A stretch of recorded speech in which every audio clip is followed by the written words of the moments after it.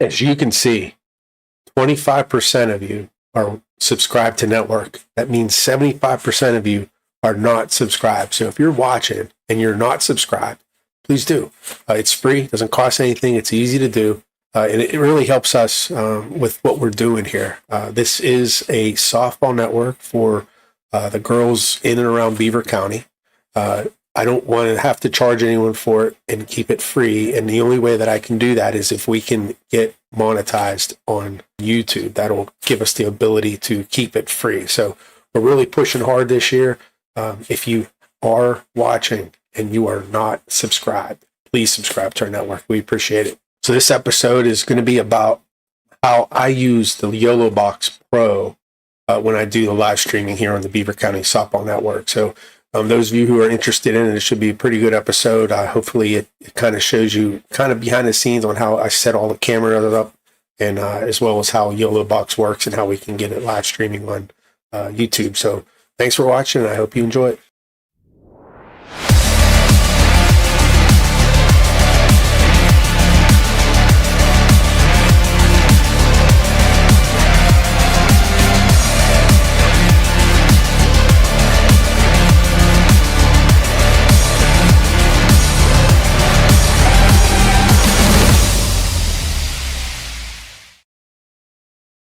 All right, so that's me. I do everything BCSN. I made this network for the girls in our area, and it's all about softball. And if this is the first time you're watching, it's pretty cool. Check it out. So that's a wagon that I use. I use any wagon, but it's the one I use. I put all my stuff in it before I go to the field. Now, this was in the evening, so there wasn't much sun, so I didn't really use this umbrella, but I use this umbrella here to help with the glare off the Yolobox, especially on the sunny days. So now this is the case that I use to carry everything, and I have an insert that I use as well to help organize it. So this fits pretty much everything that I use. Right now I'm setting up behind the backstop, so I use the fence clip to connect to the backstop, and then I use this newer adjustable arm. And I'm attaching the boom mic, or shotgun mic, whatever you want to call it. That's to pick up the sounds of the game. Then I use GoPro 9 in the back, the backstop for my field view. Then, of course, I'm attaching the HDMI transmitter that I use to help transmit the signal back to the Yolobox. But where I like to hang the camera on the backstop is behind the right-handed batter's box, and the reason why is because that's an area of the batter's box or area of the backstop that doesn't get hit that frequently. And of course, I don't care what kind of fence clip you have or fence mount. If you take a direct hit from a foul ball, most likely that camera's going to move. And with me only being one person, when that happens, I'm kind of in a position where I have to leave the announcing table, I guess, and walk back to the backstop and fix it. So I found out that hanging it behind the right-handed batter's box is the area of the backstop that doesn't get hit as frequently. So, it's less likely to take a shot and lose focus of the field. I have these round tags on all my bags, so everyone knows who's there and whose stuff it is, whatever. More of an advertisement type of thing. And those round tags, you can actually buy them if you want them. I can make them for you, put whatever you want on it. There's a GoPro Media Mod. You use this for the GoPros 9s, 10s, and 11s. It allows you to connect the HDMI to a hardwire as well as the auxiliary for microphone. All my batteries are these Romos power banks. They're nice size. They last a good long time. They're not that expensive. When you use the GoPro Labs, all you need to do is you're flashing the BIOS on the GoPro, and it allows you to create these QR codes to adjust the settings. So there's a clean HDMI setting that you'll need to do, and then of course there's another setting for USB heat issues. And I'm not sure if it works or not, but I use that to adjust the camera. So that's where I'll flip it around and do it on the backside. So there's one card that has settings for those two things. And then now it's just a matter of lining it up. And then after you line everything up, then you plug in the HDMI and then the microphone last. And then this is a fan that I use. Typically, these GoPros do have a tendency to run hot. I take the battery out of the GoPro and just use a direct power source to run it. That helps when you have a battery in the GoPro and you have it hooked up to a power source. It's constantly charging the battery. So that's why it gets really, really hot. So if you take that battery out and just use the power source, then at least you don't have that heat issue to deal with.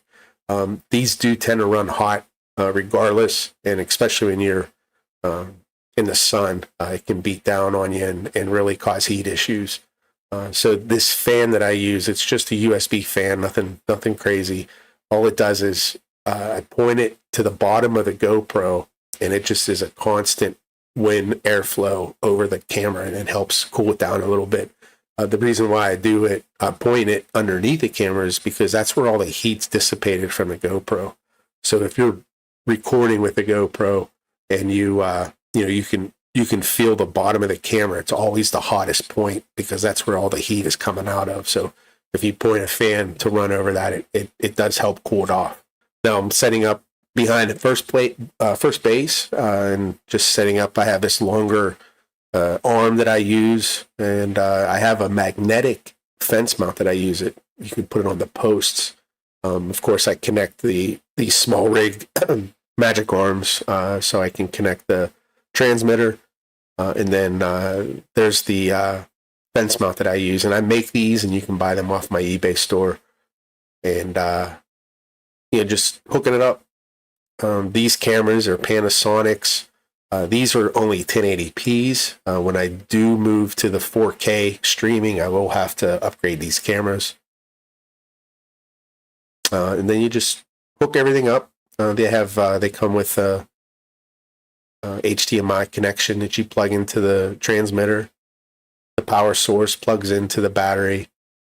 Turn on the camera, and you just line it up and get the view that you want. Now, every field's different, the layout. So, it all depends on what field you're at, on how you're going to line things up.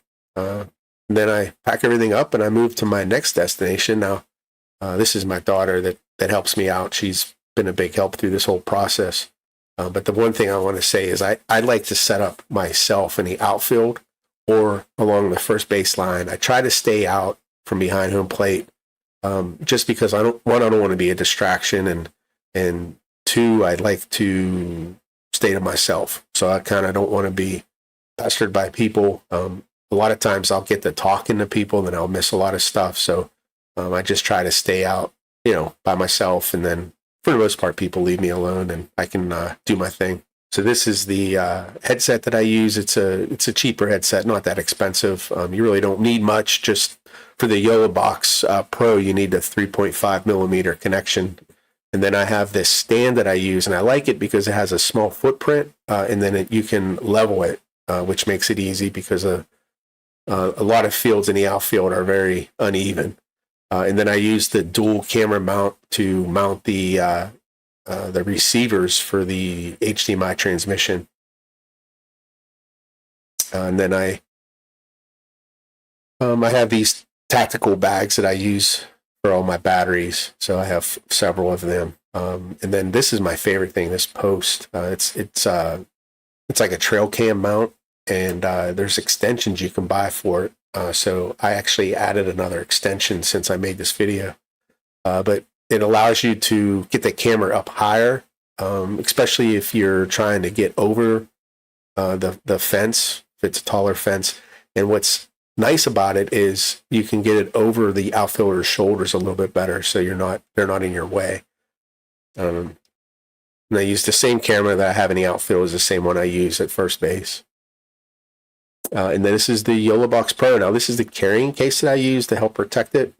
And I also have the SSD drive, which is a hard drive with all of my files and stuff in it for the GoPro, and it has a small rig connection that mounts it to the stand. Then of course you need to set up the cables, the HDMI cables for the transmission HDMI receivers to plug into the Yolobox. And then that's the power source for the Yolobox. The Yolobox, you gotta be careful because it requires a certain gauge of wire. I had troubles figuring that out. And then hook up the Yolobox, you plug in the power, and then you plug in your microphone and headset. Then that's the SSG drive, and then you plug in the 3 HDMI connections. And then you turn on your Yolobox and then line everything up. And typically, this takes me to do all this, takes me about 30 minutes. The setup is pretty easy for the hardware. And I've done it enough where I can do it pretty quickly. And then the next part of it is getting the Yolobox working to get the stream ready. And we'll look at that next. Okay, so powering up the Yolobox takes a couple minutes. You just hit the power button on it, and it'll eventually boot up and turn on. So here's the Yolobox. Now, as it's booting, it needs to detect the network connection. So once it finds it, then it will connect to the games that you have set up. What I typically do is I'll reuse games, and what that does for you is it helps keep the settings the same. So we'll use one of these games here, and then you click on the 3 dots there, and you click on duplicate, and then it'll bring up this menu, and you just type in a name. We'll just use this as an example and say game 4 here, and then you can schedule a date. Whatever date you want to use doesn't really matter. You don't even need to put in a date, to be honest with you, but we'll just put that. And then click on the create button, and what it does is it creates a copy of the previous game. So this is the one that's scheduled, so you go ahead and just tap on it, and it will open up in this screen. And then right here you have your options. On the right-hand side, you have your options to connect to YouTube or whatever. You'll have to do this when you set up the device itself, but just by hitting that slide button over, it'll allow you to actually create either a public, unlisted, or a private video. If you click on public, what it will do is it will create the live stream on your YouTube channel, and you'll see it listed there once you do that. So I'm not going to do that because this is just, actually, you know what, I'll do it. I'll make it private so no one sees it, and then I'll show you what it looks like when it does it. So go ahead and click done, and then what it'll do is, like I said, it'll create that the live feed. It'll create the live feed settings into YouTube environment. Now what we can do is go to the YouTube channel that we have. Then you go to, since I have that, I don't know if you guys, since I had that private, you're not going to see it in the public view. So I need to go into my studio. So you open up YouTube Studio,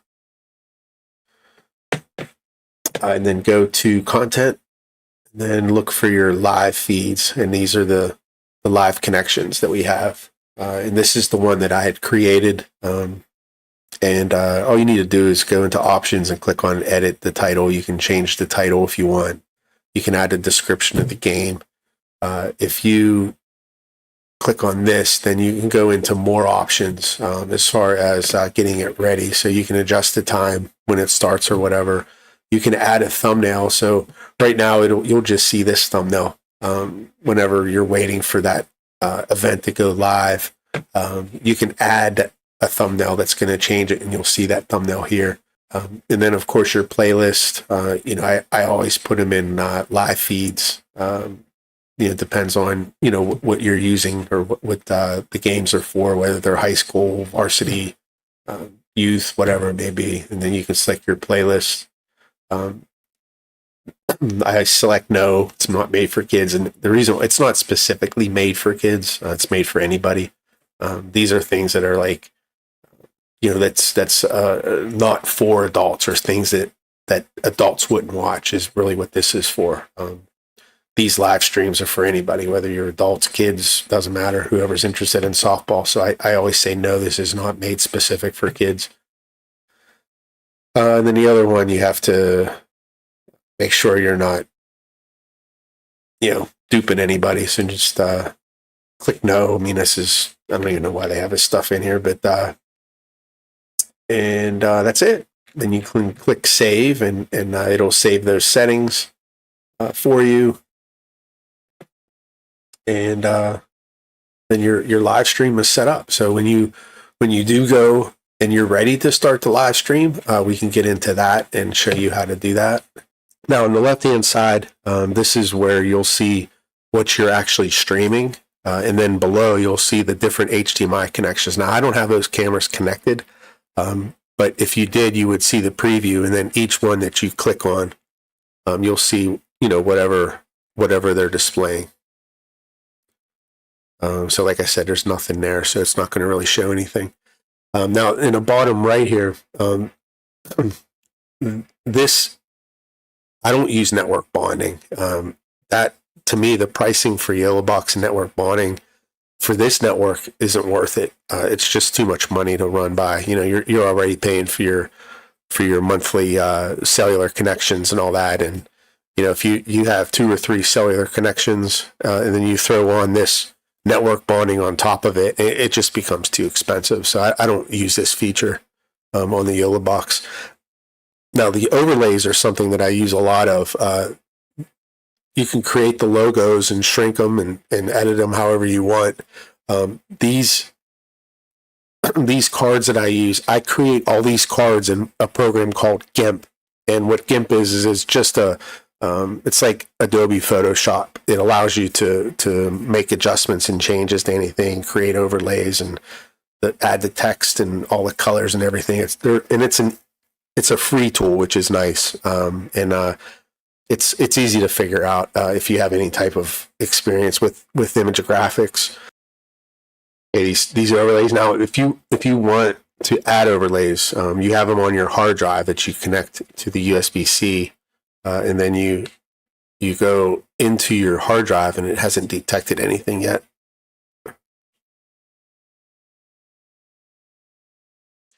So when it detects it, so you'll have all this. These are all the logos that I have in here for the scoreboard, and then you get into your overlays for all your advertisements and all that stuff that you have. Then you just select whichever one you want, and then you go ahead and click done, and then it brings it in, and then you can scale it. I typically use it to cover the entire screen, and then you can name it if you want, however you want to name it, and then that's it.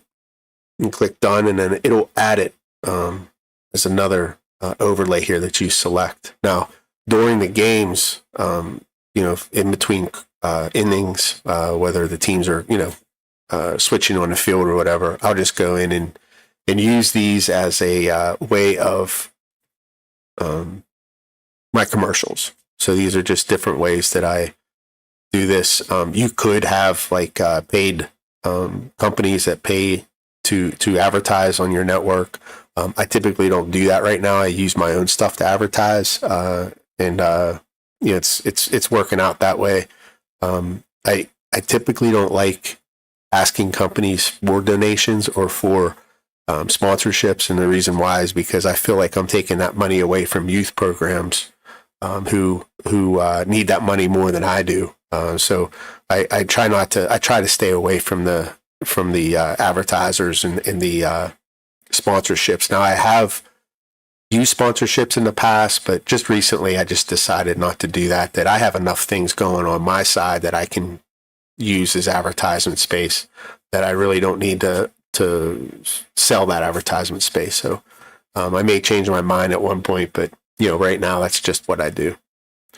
You can create different sizes. So this this overlay here that I'm showing you, you would still see the field in the background. So where you see the black, you would still see the field with that overlay over top of it. So this would be where you can actually add, let me see if I have any. You can add, oh yeah, you can do this. So I'll use these. So you can add overlays where you can see the players and stuff. And I think with the newer Yolobox, this is the Yolobox Pro. I think with the Yolobox Ultra, you might have different options for this. I didn't get to really look at it yet, but I use the GoPro. This is the Yolobox Pro that I create the overlays myself and then have it set up this way. So it's helpful. I think it's a nice feature. This share button here, we were already in here. This is where you set up your streams, whether it's YouTube or Facebook or whatever you want to use. Okay, you can invite guests. I'd used this before just to play with it. The quality wasn't the best, but it is something you can do. So, like for example, what I did was I pulled in my daughter into watching the game with me and actually talking. So it does work, but like I said, the quality isn't the best. So I don't know if maybe in future versions they'll improve it. This is the audio mixer. I don't have anything plugged in right now, but this is where you would actually do the audio mixing. Now, each camera will have its own feed. The cameras that I have in the outfield and behind first base, I typically mute. And then the camera behind home plate is the camera that I use for like on the field noises, sounds of the game. And I'll lower that down so you don't hear it loudly, but you hear it enough where it's actually there, and it kind of creates the you don't have any silence time. So if I'm not announcing or saying something, you'll still hear the game itself play. And then of course, when I have my microphone and headset plugged in, you'll see an option here, and that I typically use that mostly. So I'll turn that volume up a little bit more just because the announcing is the main part of the network, aside from of course the video that we do. Okay, so one of the video sources I used was a picture. So this is just a snapshot of a game that I did in the summer that didn't have a scoreboard, so you can actually see the scoreboard and how it works. So you just need to turn on the scoreboard. So that's what you do here. Then how I do it, I use the period they have here for soccer. I just use it for softball. I do one inning, depending on the inning, I'll go in and change it, whether it's first, second, or whatever. And then you go into scoreboard styling, and this is where you'll change the name of the game, which is up on the scoreboard. We'll just say 8U championship. This was an 8U game. I don't think it was a championship, but it was a 8U game. And then what I like to do is make the text white and then the background black. And I do that for everything just because I want to keep it the same. And the black and white typically stick out on any kind of day that you have streaming. So this one here is team 1. So I'll do the same thing, text white, and then the background will be black. And then you add your logos, whatever you have.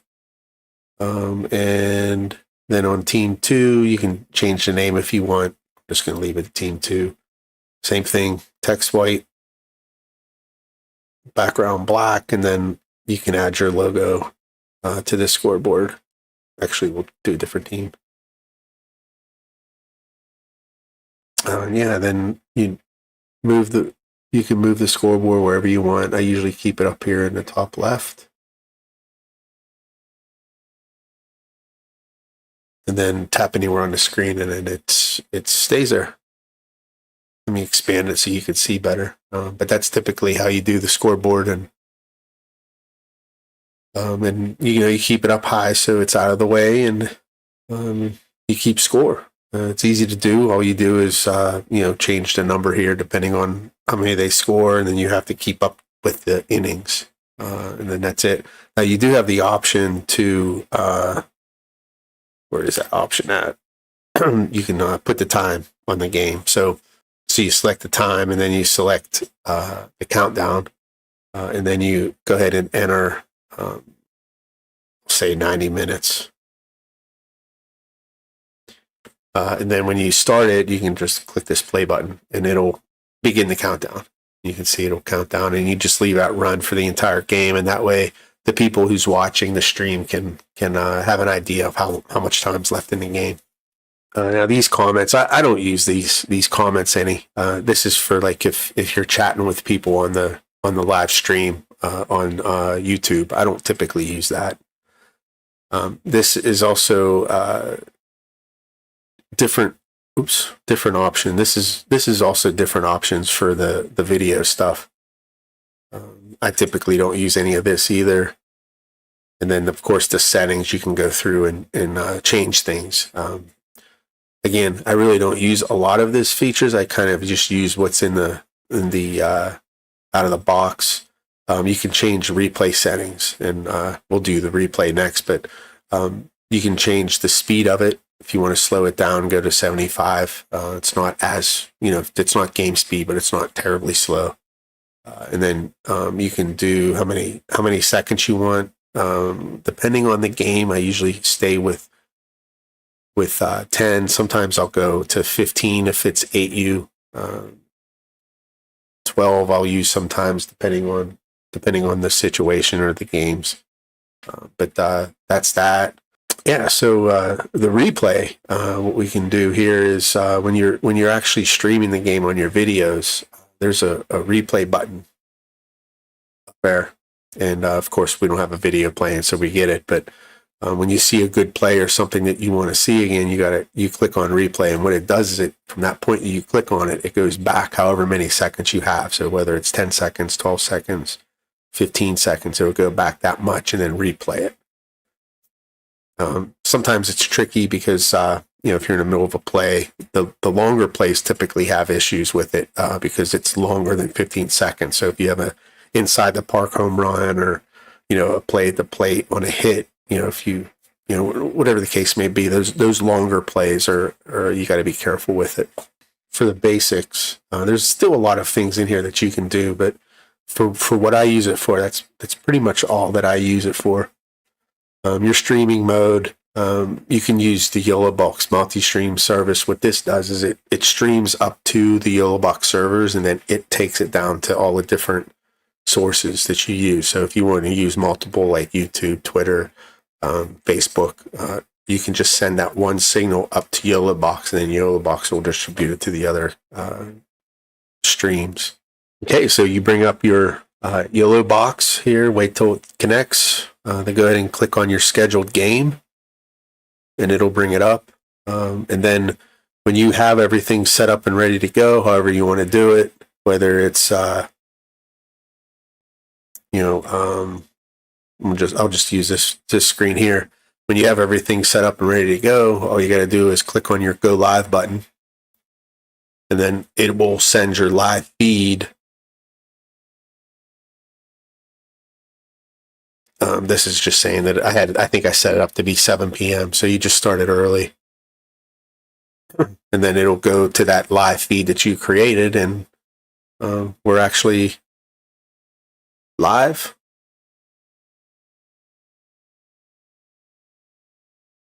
And what I can do is let me switch over to my screen share, and you can see that it's currently live.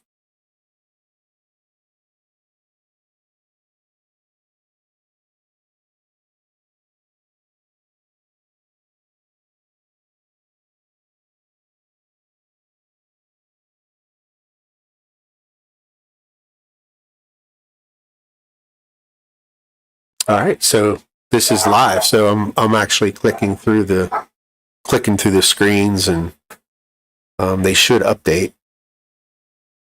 There they go. All right.